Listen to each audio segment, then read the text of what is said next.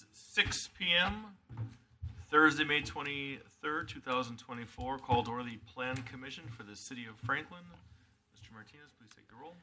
Mayor Nelson. Here. Commissioner Shogo. Here. Commissioner Haley. Here. City Engineer Morrow. Here. Alderwoman Day. Here. Commissioner Leon. Here. Commissioner Specht. Here. Excellent. Please rise for the Pledge of Allegiance. I pledge allegiance to the flag of the United States of America and to the republic for which it stands, one nation, under God, indivisible, with liberty and justice for all. You okay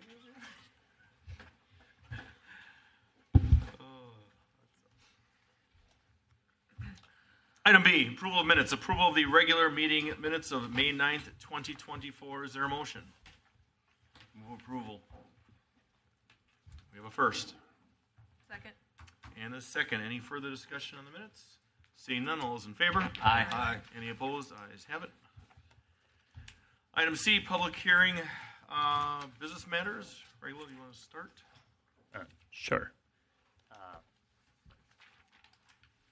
This is an application for an area exception.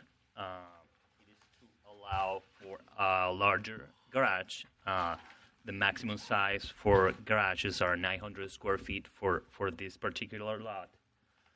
It's located at the intersection of Rawson Avenue and Wolford Road.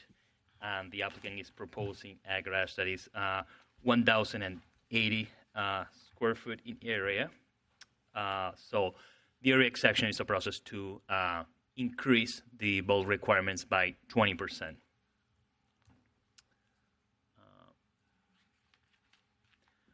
Staff did the calculation, and basically the request falls within what can be approved with an area exception. So tonight we have the public hearing for the application and the recommendation of the Plan Commission, and this application will go before the BCBA for decision. And in the report, you also see that there is a variance application that is not in the agenda, but is in the report because it's associated with the request. So the variance is for the location of the garage that is not in compliance with the building setback. But the variance will be presented before the BCBA for decision. Variance do not need a recommendation of the Plan Commission. That's why no action is requested for the variance application, only for the area exception. Staff recommends approval of the area exception. And I'm happy to answer any questions that you may have, and I also have the public hearing notice. Okay, is the applicant here? Okay. Sir, if you would please have a seat right there, and I'm sure we may have a question or two.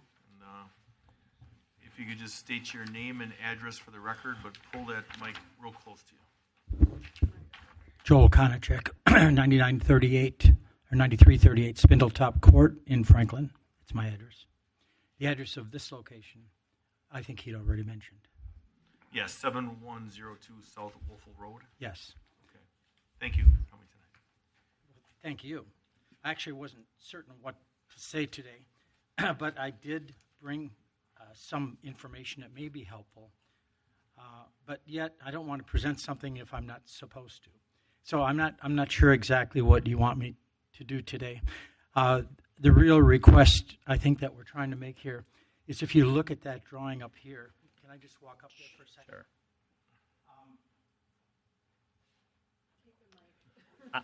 I also have we have a pointer, believe it or not. I think you can hear me okay, right? But we have a pointer, sir. We went crazy and bought a bunch of pointers. We're Have hyped. them grab a microphone. Have them grab the microphone. Here, how about this? Sir, why don't you just have a seat, speak in the microphone, use the pointer, and we're all going to get this is perfect. Got it. Sorry. No, we're good. Okay. I was going to point out, at the end of the driveway here is where we were hoping to put this particular garage. The legal location would be 20 feet approximately to the right, and it would look very strange. Architecturally speaking, I have the opinion of some architects that recommend if possible, that we could put it at the end of the driveway, which is shown on one of the drawings. I think that eliminates also taking all the space out of the backyard that the kids generally would play in. So I think the value of the house would be higher. Tax base would be better if we could put it so it aesthetically was appealing to people that were living there and ever drove by there. So I brought those documents with me in terms of the architect's opinion, but I think it's really going to come down to what you all think, makes the most sense for this. I think what we're proposing is probably the most aesthetically appealing solution in terms of the location of this garage. Okay. Mr. City Engineer? I can hand these notes out from the architect if you wish. Not yet. Okay. Mr. City? Actually, we're going to do public hearings. Right. Okay. Okay, so I'm just going off of our list here and how these knock down different things. So you basically said it, so now we're going to open up the public hearing. Notice of public hearing, City of Franklin Plan Commission hearing date, Thursday, May 23rd, 2024 at 6 p.m. at the Common Council Chambers at the Franklin City Hall, 9229 West Loomis Road, Franklin, Wisconsin, 53132. Proposal information, the applicant, Koenigsegg Joel, Bridgestone Real Estate, XIX LLC, property owner. Subject property, 7102 South Welfare Road, tax key number 754-9993-003. Proposal, per section 1510-0209, area exceptions may be granted to increase bulk standards by no more than 20%. Section 1510-0209G of the Unified Development Ordinance, specifically these standards to be reviewed to grant or deny an area exception, with the Plan Commission and the Board of Zoning and Building Appeals will use to consider the request. This request is to allow for a garage size of 1,080 square feet, exceeding the maximum size for accessory structures of 900 square feet set forth in UDO Section 15.30801C2. This public hearing is being held pursuant to the requirements of Section 6223(7)(e) of the Wisconsin Statutes and Division 1510-0206 of the City of Franklin Unified Development Ordinance. The legal description of the subject property and area exception requests are available and open for inspection by the public in the office of the Department of City Development. Thank you. So this time we'll open a public hearing. Anyone wishing to come forward and speak regarding this matter at this time, please approach the podium. State your name and address for the record. Seeing no one, close the public hearing. And I have questions from the commission, starting with Mr. City Engineer. So let me say it this way. Wolfville Road has some very beautiful homes end to end. And I can tell you, since I've been here, probably, I'm guessing 4 or 5-ish, probably 4 issues of neighbors having trouble getting along with neighbors because they think that the driveway's too close or some of those kinds of things. Even so, we go out and measure them, and even when they're in compliance, it still doesn't keep the neighbor from complaining. They're just, because the big lots, big homes, they expect a lot of setbacks and so forth. The good news is you don't have a neighbor right next door to this, but the bad news is everybody sees it coming in and out.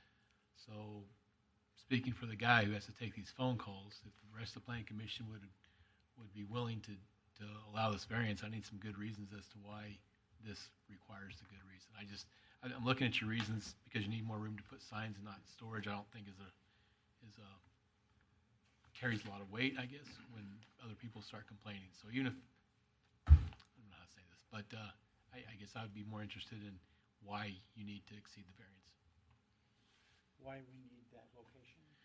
Why you need to take up that much more space for a much larger space? Because when you look at, if you were to zoom in on the site, I mean, you've got a double driveway, you've got a huge patio in the backyard, it's already a huge house, and just when you look at everything, you're just taking up, and then in addition, this part or this parcel was not part of a subdivision with a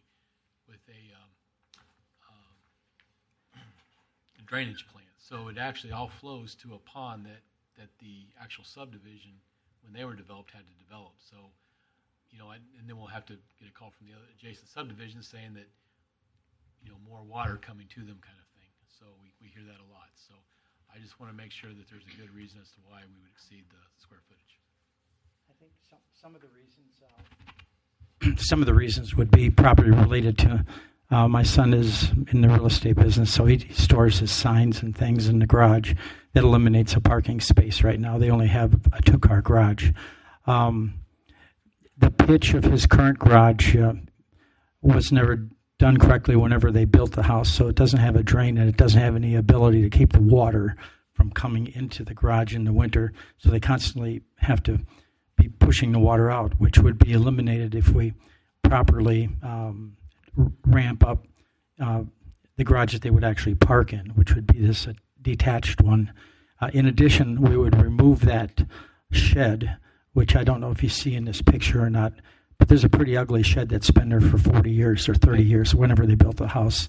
So that's a lot of the stuff that's stored in that shed would be put into the garage, and the shed would be removed completely. Now, Craig, the neighbor, we talked about this, and we wanted to make sure that he would have no objections to this.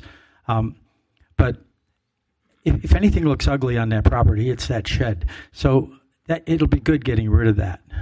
So you're saying shed, in the report it talked about a gazebo. Is that the same thing, gazebo and shed? No, the shed is on the south side of the house facing Craig, our neighbor's property. It's actually facing Wolfville. It's a shed that's been there ever since the beginning.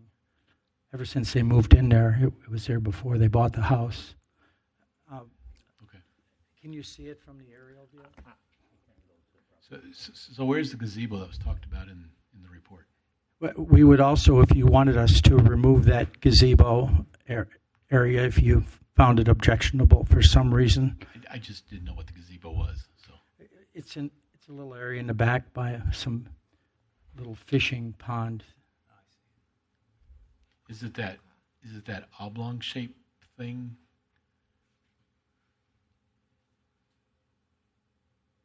Hold on a second. This is Wolfville.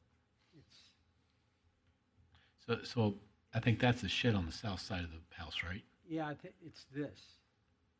It's about 10 feet by maybe 11 feet. It's about 110 square feet.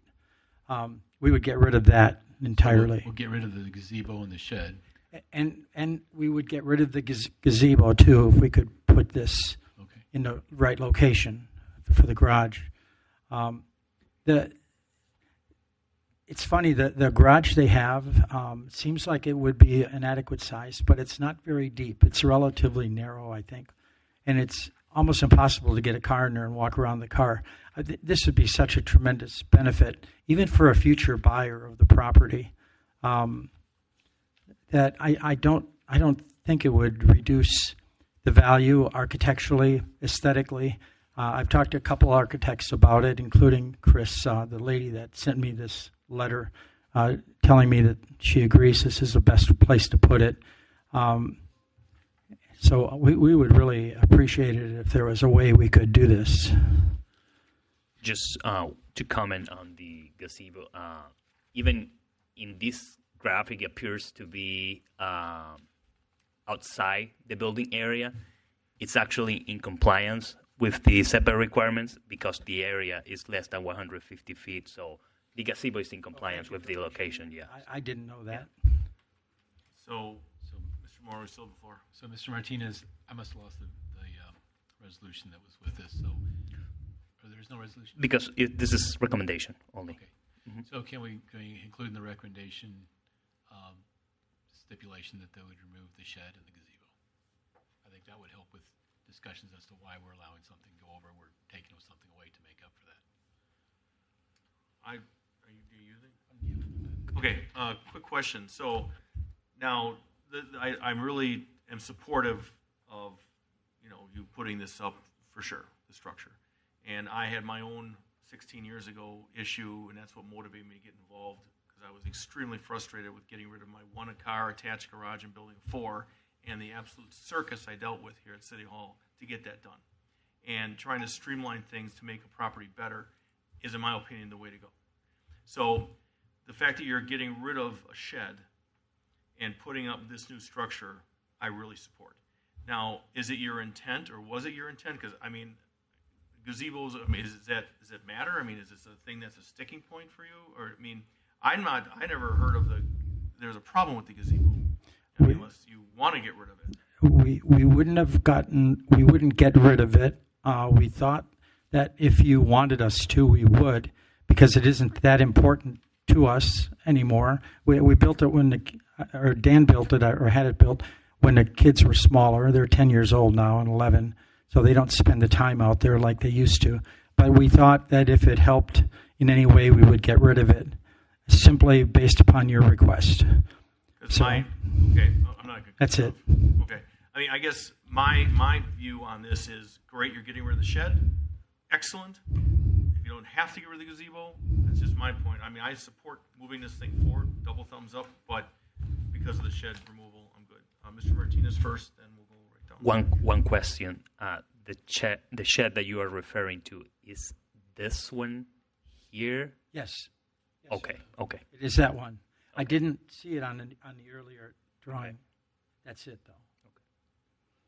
And it's really ugly. It should have we should have gotten rid of it years ago, but he was storing all of his signs there for real estate. Right. Mr. Speck? In your application, if I read it and understood it correctly, you had mentioned that the gazebo was an eyesore, and that what was gazebo was an eyesore. Did I read that correctly?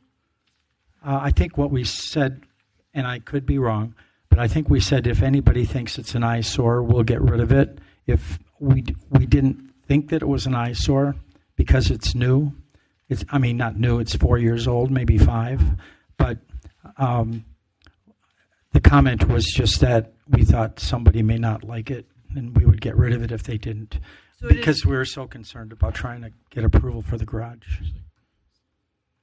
So it is in good condition, and you said it's only 4 years old? I think maybe 4 or 5 years old. All right. Do you yield? I yield. If I could clarify, there is a statement. Existing accessory structure, parentheses gazebo, is corroded and rotting. Removal of this structure will limit property lawn maintenance items. So that's why I thought the gazebo was in bad shape too. So it's on this page. Looks like something you created. Can I see that? Sure. Call that Exhibit A. Because maybe I made a mistake. Corroded and rotting.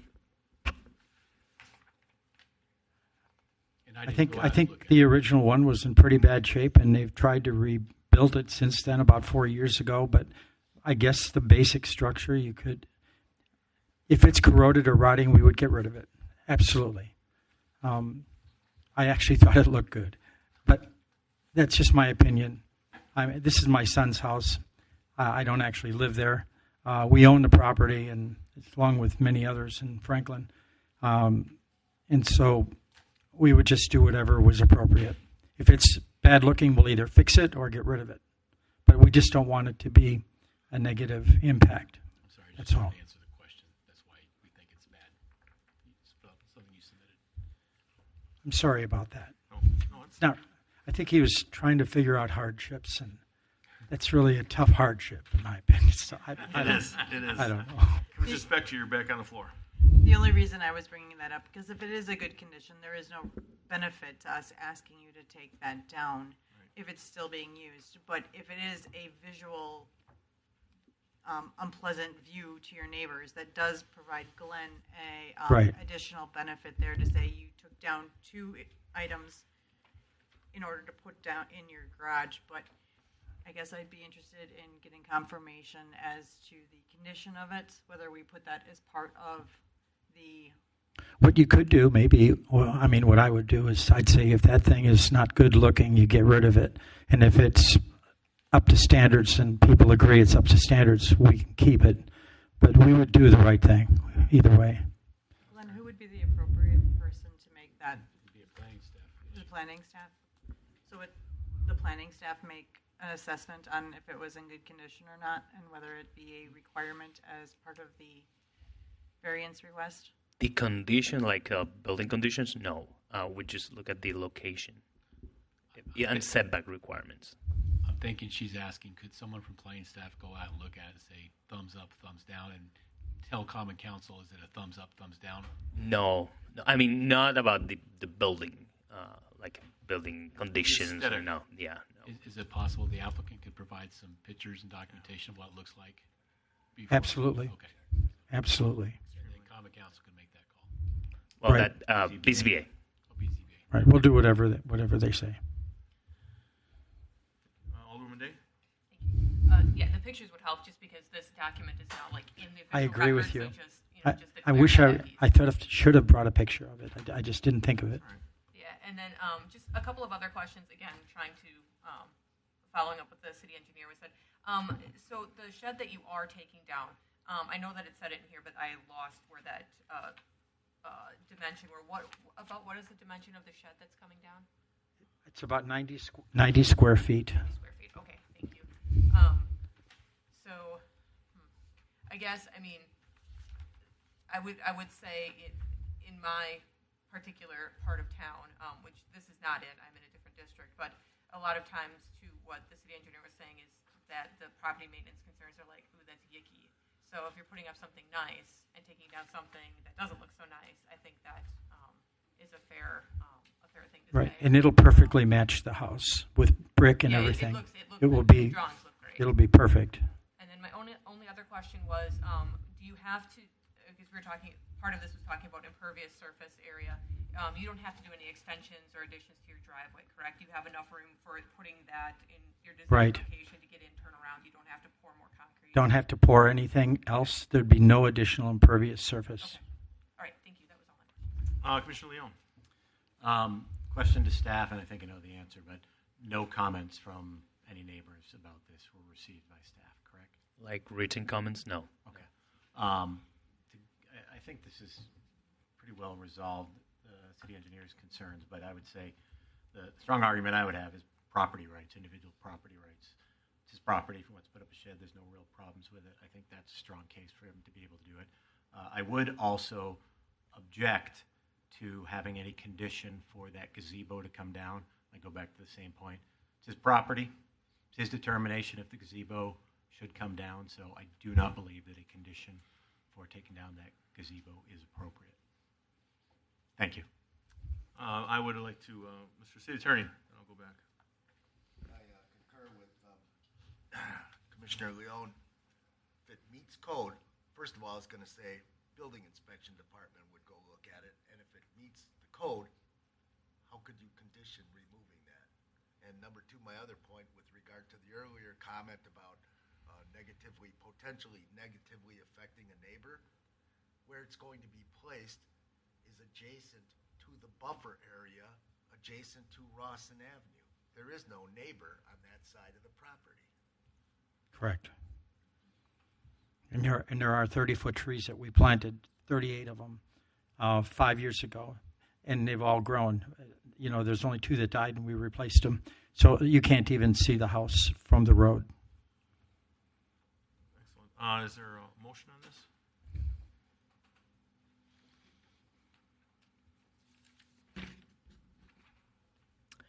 A motion to recommend approval of an area exception to allow for a 1,080 square foot garage exceeding the maximum size for accessory structures of 900 square feet set forth in UDO section 15.30801C2 upon property located at 7102 South Wolford Road. So moved. Second. We have a first and a second. All those in favor? Aye. Any opposed? Ayes have a motion carries. Oh. Thank you. For the record, you seconded? Who seconded? No. Okay. Thank you. Thank you so much. I really appreciate your patience. We appreciate your time. I don't really do this. All right, moving on to D, citizen comment period. Citizens may comment upon the business matter items set forth on this meeting agenda, and there are 2. So I'll open up citizen comment period at this time.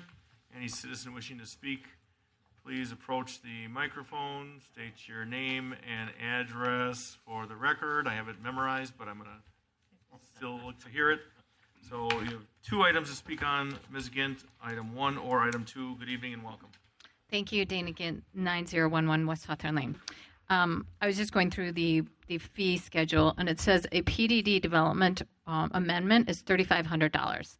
Is that per amendment? Because the Rock Sports Complex had 40 major amendments on one meeting and 20 on another. So how is that broken out? Because obviously each major amendment should be a separate fee because it's a huge amount of time to review each portion that's a major amendment. So that's one question I have for you. Additionally, there's a site plan review of $2,000. So when they revise the site plan, probably 100 times, is that a separate fee also? Or how is this all related to when someone submits like 40 major amendments to a development? There's also a mention of a zoning compliance certificate of $100. I'd really be interested in seeing if the Rock Sports Complex even has that. And then there's special use standards, and so this is not about the licensing fees, right? This is not applying for applications for licensing fees. It's not listed on the UDO. Shouldn't it be listed there, though? That's my question, because it's obviously when there's applications for events, that should be, I think it should be included on the UDO also. And the Planning Commission, for the site plan for the Rock Sports Complex, it says right here that the Planning Commission will approve said site plans only after determining that there is no adverse impacts on surrounding uses. It minimizes adverse impacts upon owners and occupants of adjacent uses and surrounding properties, and follows all ordinances, codes, and laws. So there is no drawings related to the outdoor acoustic system for the Rock. So how was there a site plan approved for this development when there was no detail regarding something that's so impactful and there was no sound study done? So that gives me serious concerns. And then the special use permit, there's also, what is the fee for that? I don't know if I wrote that down. I think it's $2,000. So that was obviously amended numerous times also. So I think obviously there's a massive amount of time and effort put in by staff and elected officials to review all these individual major amendments. And I think it should be very clear that you can't have 40 major amendments on one meeting and expect just to pay $3,500. That's my opinion. So thank you. Thank you, Ms. Kin. Anyone else wishing to speak at this time on the 2 items? Going once, going twice. Closed session comment period. Moving on to E as in Edward. Number 1, Jilly's LLC site plan amendment. Request for site plan amendment to allow construction of a single-story building with car wash, I'm assuming, not was, and offices, and adjacent parking on property located at 5484 West Rawson Avenue. Tax key number 741-9002-000. Who's handling this one? I am. Good evening, Ms. X. Thank you, Mayor. So this is for a previously approved development on Rawson Avenue. The applicants received approval of a special use and a site plan last year. There are 1-year time limits on both of those approvals, and they were not able to construct within the time frame. So they came back for a special use amendment to answer that question of the time limit, which came before this commission for a recommendation and was approved by Common Council. This site plan amendment is partly because they need to essentially refresh that site plan approval, but also because there are some proposed changes to the development. So they're significant, but not major. This is going to be an interesting point of discussion going forward, but in any case, they do meet the requirements of the zonings, but I will detail them for you so that you can have a look at what's changed. So again, this property is on Rawson Avenue. This is the Jilly's Car Wash lot. There's an approved site plan for a donut store here, the CVS, a vacant lot, Sundix. So these slides are arranged in such a way as to show some of the differences. This change, they're not changing the amount of parking provided. They're not changing the overall organization of the site. And the new site plan does answer some of the conditions of the previous approval. The major changes that are occurring are to building height and the overall building area. And so it does continue to meet the zoning, but this site plan. So the approved is on top. This is the office area. They're going to be lowering the roof of this and then changing the dimensions of the car wash itself. They've also reorganized some of the paving and facilities for this pay station. So those are different, but then it hasn't changed the overall landscape ratio or impervious surface area or the organization of how this wraps around. So you have drivers entering through a shared internal road, proceeding north, wrapping around through, and then this is actually a vacuum station, and then out again. So this is the proposed elevations. So this does have some differences. So again, approved is on the top. You can see that this is the rear of the building, and this is the front of the building. The office area here is one of those changes. It's shorter. Signage is proposed. They will have to get separate permitting for that, which they're aware of. So they've lowered this roof line and removed this. These are actually transoms that it's not like a connecting roof. Those are transoms that we'll see in the next slide. And then this is the eastern facade of the building, so the approved on the top and the new on the bottom. The major changes here, again, are the height of the building and these transoms over this like basically roof pitch over all of the windows. So I think, yep, that, can I go back one? So those are the major changes that are proposed. Just in terms of area, it's from 820 to 1,004 square feet for the office area, so it's an enlargement, and then an increase of the tunnel from 3,580 square feet to 3,874 square feet. So it's going to be wider but shorter. So there are some outstanding conditions of approval that the new site plan addresses, so that they require additional landscape screening of the dumpster enclosure. So the dumpster is actually next to the driveway, and we require that they provide landscape screening. There is an enclosure for the dumpsters themselves, and then that the applicant provide irrigation. Our ordinances require that. So the applicant is here if there are any questions. Otherwise, I'm happy to answer any questions as well. Mr. City Engineer. Just a quick question. So I'm looking at this page right here that shows the kind of overlay of what was approved and what's there now. Well, sir, if you just want to just state your name and business address is fine for the record, and the microphone real close. Sure. Right towards you. Chris Wenzler with Bryan Building Corporation, 3885 Brookfield Road, Brookfield, Wisconsin. So it appears, so I think I heard Ms. X say that there's no change to impervious, but it looks like the parking's getting smaller, but the building's getting larger. So my staff, they weren't able to quickly find it when I asked them the question. Is the impervious square footage changing up or down? It's actually shrinking. So there was a little bit of confusion there, and I apologize for that. The building's actually, the tunnel's getting shorter, not longer. So that means we don't have to redo the drainage. Yeah, what was previously approved, since that was designed and approved last year, some equipment has gotten a little better, and so the tunnel length isn't required to be quite as long, and that actually saves the owner some money. That's the same reason, basically, why the office came down in height. It was a little too expensive for him to actually bite off at last year's approval. So by doing this, we've VE'd it a little bit. We've made it such that he can actually clean the same amount of cars with the same amount of volume in a little bit smaller footprint, so a little bit less impervious. Okay. Thank you. Who else has this? Any other questions from the Plan Commission? All right. Is there a motion prepared for this? Motion to adopt a resolution approving a site plan amendment for the development of a single-story building housing offices and a car wash facility, Jilly's Car Wash, with adjacent parking located at 5484 West Rawson Avenue. Jonathan Zimmerman, President, Jilly's LLC, applicant. So moved. Second. We have a first and a second. All those in favor? Aye. Any opposed? Ayes have it. Motion carries. Thank you very much. Item 2, update to the Unified Development Ordinance fee schedule for zoning and land division procedures, UDO section 15-9.0401.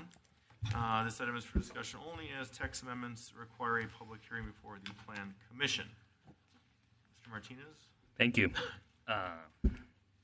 So this is a proposal by staff to update the fee schedule of the Unified Development Ordinance for applications submitted to the Planning Department. Just to clarify, in response to citizen comments, this is not for like special events or extraordinary event permits. That's under municipal code. Okay, so as the mayor stated, this item is only for discussion, get feedback from the Plan Commission, and then if the Plan Commission decides to move forward, we will hold a public hearing because that's a requirement for text amendments under the Unified Development Ordinance.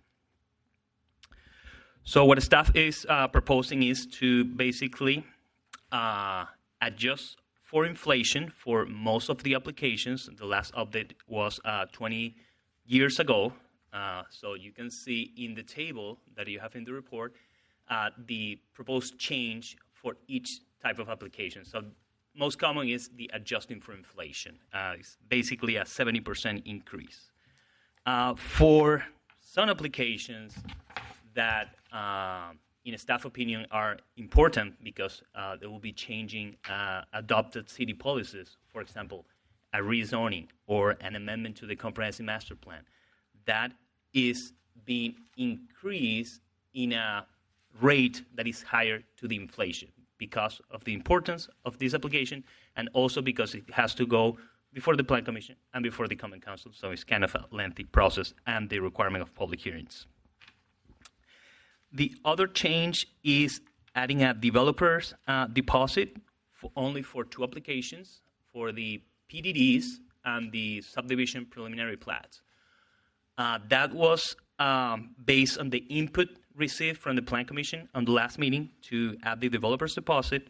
However, staff met with Director of Administration, Director of Finance, also Principal Planner X and myself. The developer's deposit, even if it's convenient for complex application, it poses like administrative burden on staff because all the processes listed in the report, staff needs to create an escrow account, then keep tracks of the escrow account and the hours, and also at the end issue a refund to the applicant. And if the deposit is depleted, so the applicant will need to make another deposit. So given this extra work that is required for the developer's deposit, the staff is proposing this only for these two applications that are actually they have the highest fee in the current schedule, and it's only for complex projects. In a year, we may receive less than 10 PDD or subdivision preliminary plats. The other change is a new filing fee for easements. That's typically a condition of approval for subdivision or CSM, the conservation easement. That needs to go before the Common Council. Also requires staff approval. Staff review. We currently are not charging any fees for easements. So the proposed fees is $200 for easements. And also adding 2 tiers for the floodplain land use permit. We currently charge $125. So the proposal is $500 for any commercial application and $210 for one parcel residential. This difference is actually based on one comment from Commissioner Leon that basically for one parcel residential or small projects to have a lower fee. And that also applies for rezoning, where it's one parcel residential. The fee is kind of lower than the non-residential projects. Just information on the background of this update. This has been presented before the Plan Commission. The first proposal, the Plan Commission recommended approval, but it was tabled at the Common Council meeting. Common Council requested to compare our fee schedule with other communities. So that's in the staff report. And some of the observations from that comparison with other communities being taken into account in the new fee schedule, like for example the developer's deposit, and also the fee for easement that I mentioned before.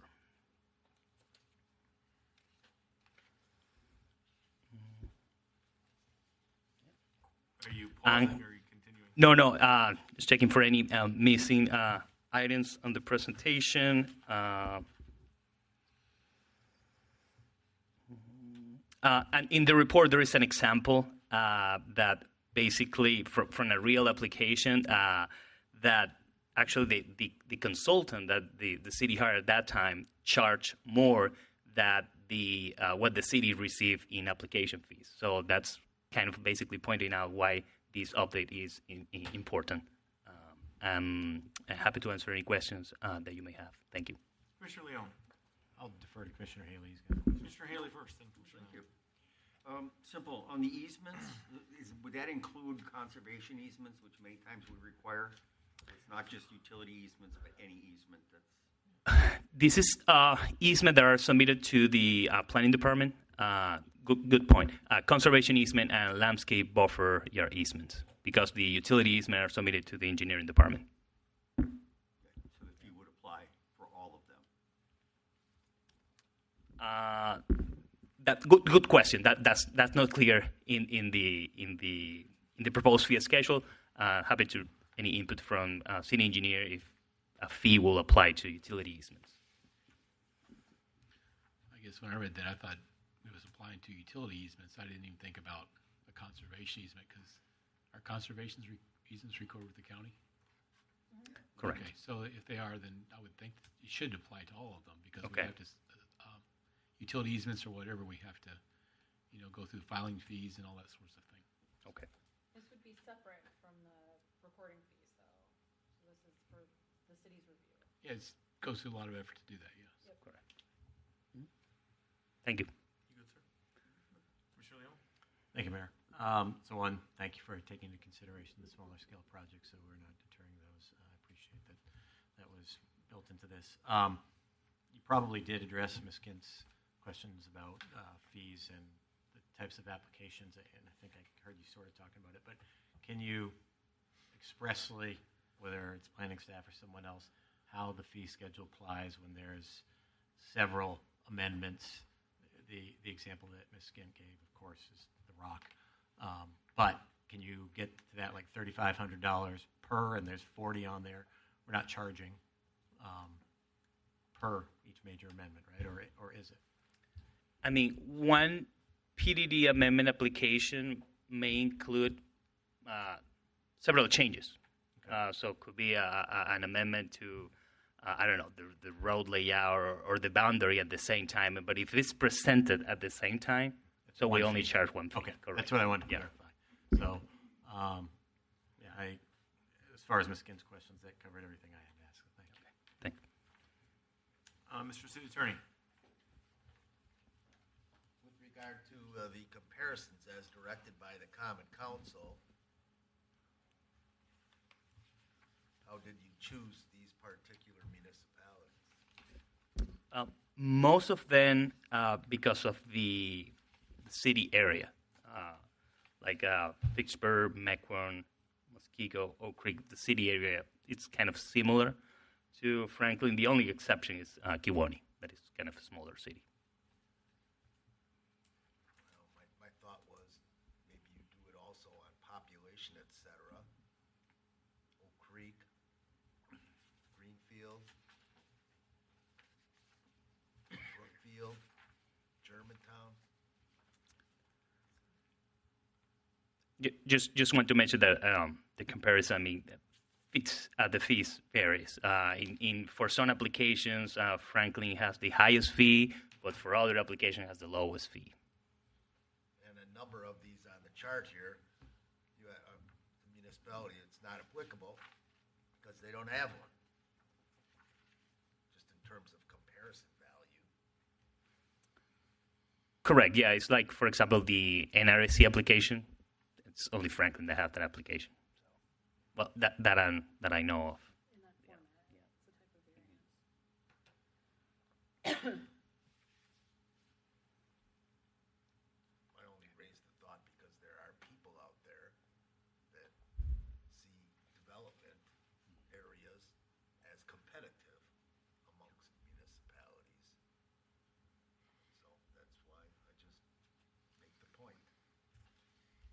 excellent point. Are you yielding, sir? All right, anyone else have comments on this at this point? Mr. Martinez, anything else in closing? Proposed dates for the public hearing, June 20th or July 18th. Any preference from the commission? I am not available on June 20th, so for me. Okay. Oh, wait, never mind, disregard. Sorry, I was thinking July. Yeah, I think, I know I don't want to veer, because I'll be reminded if I veer off the agenda, but talking about dates, I thought we were perhaps only going to have one meeting in July, which would be the 18th, which I strongly advise to not have two in July, just one in July. Oh, hands are flying. Hands are flying. Mr. Leon first. So, on that note, July 18th, I will not be available. So, if there's anything that we'd have to have a risk of not having quorum, I'm not available that day. Commissioner Speck? Just as being new, when I looked at the calendar, our first meeting of July would be the 4th. Yeah, we're looking at So- not having one on the 4th, obviously, and then Right. having one, and only having So you one wouldn't for the move month. it to the following? No. Okay. I'm, And then, same with me, just double checking the calendar here. Oh, actually, yes, I will not be available either for the 18th. well, I still think we'll move it to the 18th. If everyone else can be here, we will have a quorum. And I would really only want to have the one meeting in the month of July and not have, I mean, we're getting hammered with meetings, so I think we'll be, as many of us here have had these, marathon council meetings, and we're to the point where if we can get it all in effectively on the 18th, and we'll keep it on just that one meeting for that month in July. I think staff will be happy with that too. Is there anything else with this? Is there any? Oh, Mr. Leon. Not to do with this, but before we adjourn, on a similar note, for agenda item C1, is it June 19th for BZBA? Correct. Thank you. So is there a motion to move this forward? Is that what you're going to read, or is it just, are we just done? A motion to schedule a public hearing for recommendation on this item July 18th. We need to vote on that? So we have a first and a second. Second. We have a first and a second. All those in favor? Aye. Any opposed? Ayes have it. Motion carries. Motion to adjourn. So moved. Second. First and second. All those in favor? Aye. Any opposed? Ayes have it. We're adjourned.